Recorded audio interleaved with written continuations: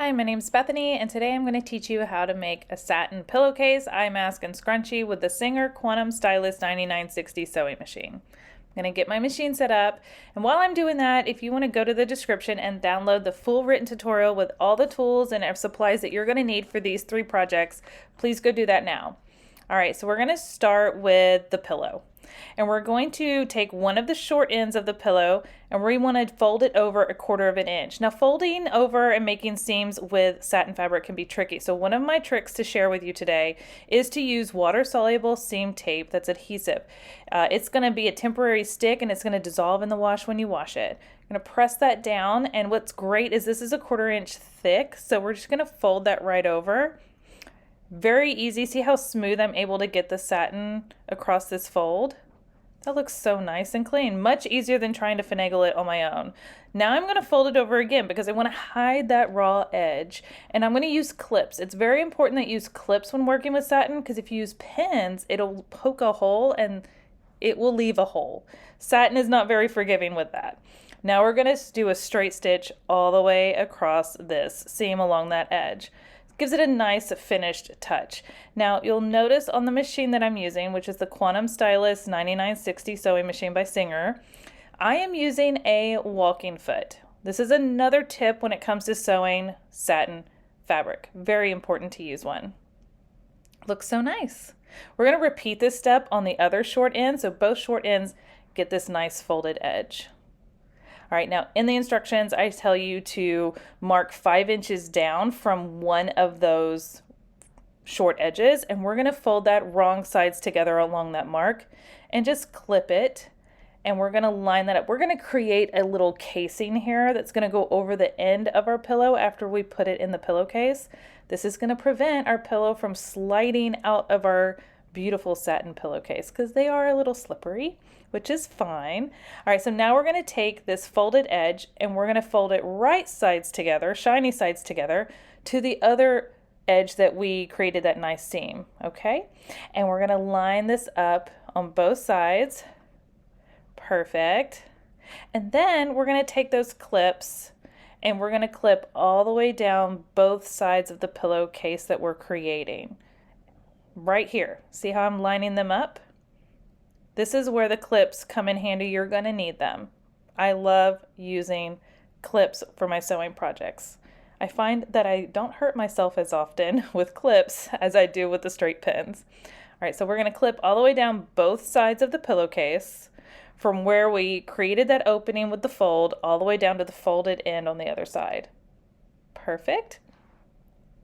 And then we're going to take this over to the sewing machine and we're going to sew a 1/2 inch seam allowance down both sides of the pillowcase.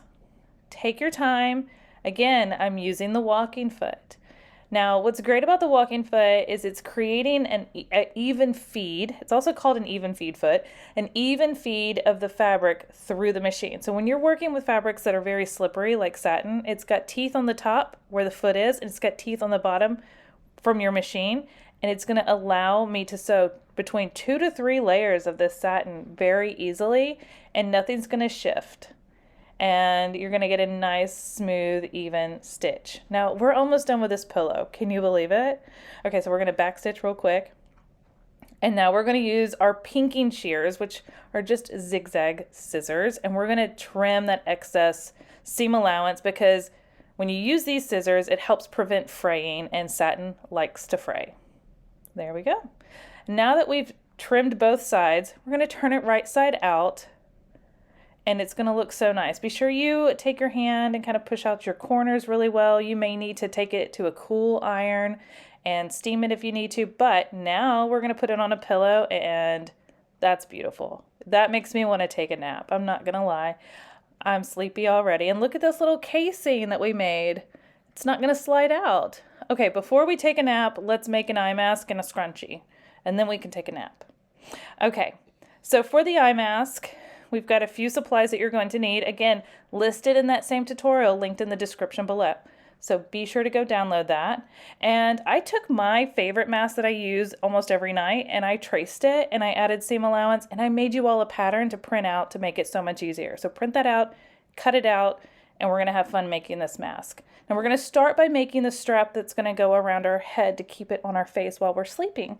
And we're going to fold that right sides together, and we're going to do a 1/4 inch seam allowance all the way down the raw edge. So take your time with this because it's a smaller piece of satin, but again, that walking foot is literally making this project so much easier.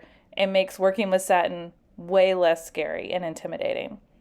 Awesome. This is looking so good, and I know you can do this.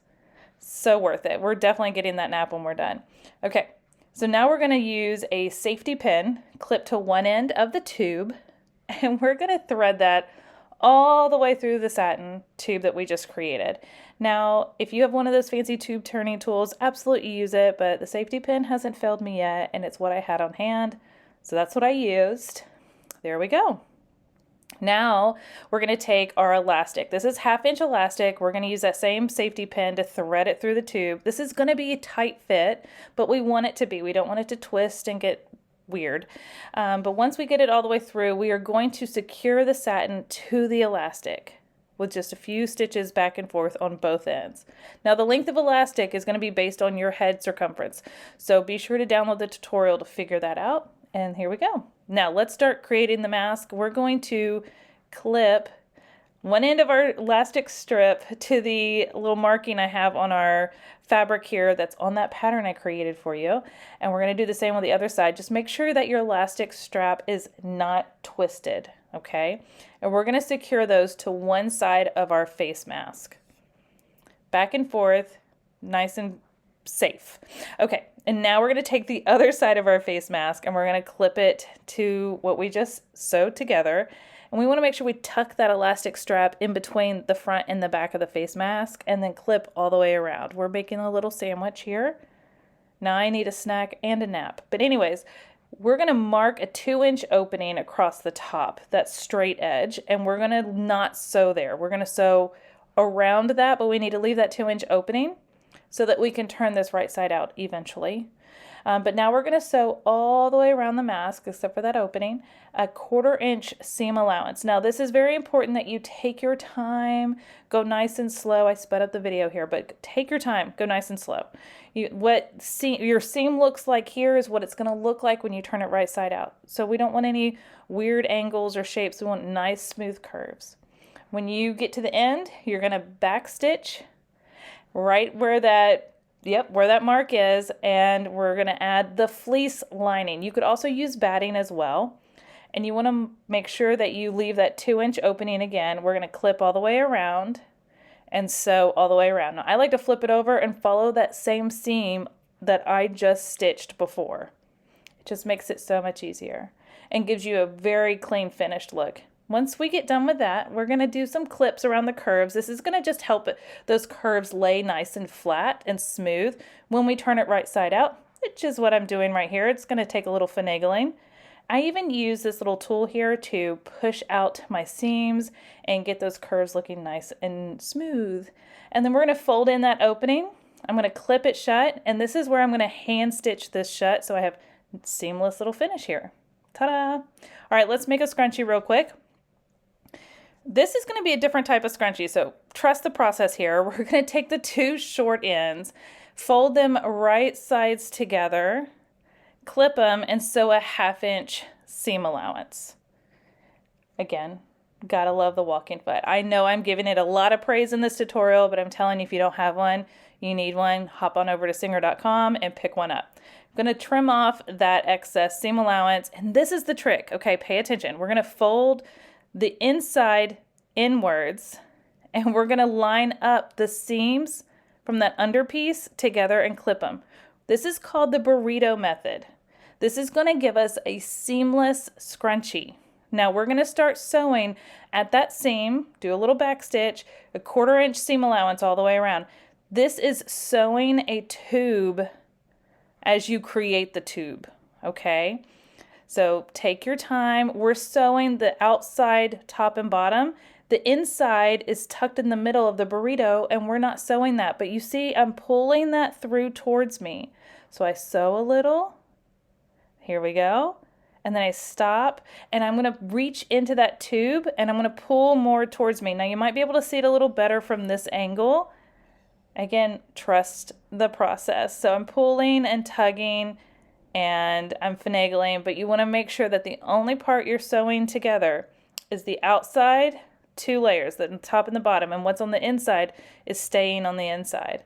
Now you may have to finagle it a little bit because we are creating a tube, so kind of pull and jiggle. There we go. I got it loose, and now I just keep sewing and pulling that tube until I get to the other end where I started. It does take a few minutes, and here it is. You can see where I started. So I'm going to keep that tucked in there, and I'm just going to sew that outside little bit and work my way to the other end. Now, before we get to the end, we don't want to sew all the way to the end because we are going to need to turn this right side out. So we're going to stop about 1 inch before we get to the end. We need to leave a little opening, and you'll see what I'm talking about right here. I finagle it through. Okay, that's where I started. We're going to stop about 1 inch before that, and be sure you back stitch. There we go. Now we've sewn a tube. You've done it. That's the hard part's over. Now we're going to take our elastic and we're going to run it through the tube, not through that 1 inch opening, but through the tube we just created. Easy enough. Find our 2 ends of our elastic, and we are going to zigzag those together to secure them. Now the length of your elastic is personal preference. I have a lot of hair, so mine is pretty long because I want to be able to wrap it around my pony a few times. There we go. Now I have this little donut thing, and I'm going to find that 1 inch opening. And now I'm going to reach in and pull my scrunchie right side out. This does take a little finagling, but trust the process. This is the magic part. This is where it all comes together. This is how we get a professional looking scrunchie that's seamless and beautiful. And we're going to find that little 1 inch opening again, fold in the seam, wherever it is. Here it is. And we're going to clip it. And we're going to hand stitch that shut just like we did on the eye mask. And it looks so nice when it's all said and done. And now we can go take that nap. I hope you've enjoyed this tutorial, and I'll see you next time.